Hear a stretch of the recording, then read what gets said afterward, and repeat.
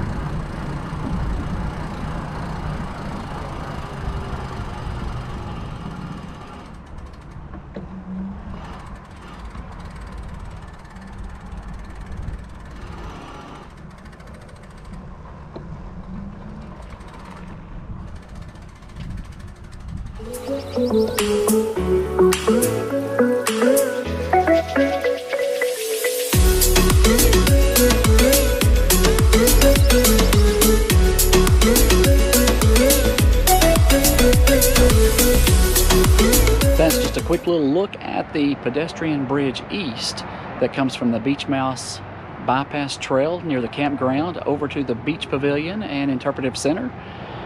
Stay tuned. There's a video showing the Beach Pavilion and the Interpretive Center. Check that out. Thank you for subscribing and thank you for watching.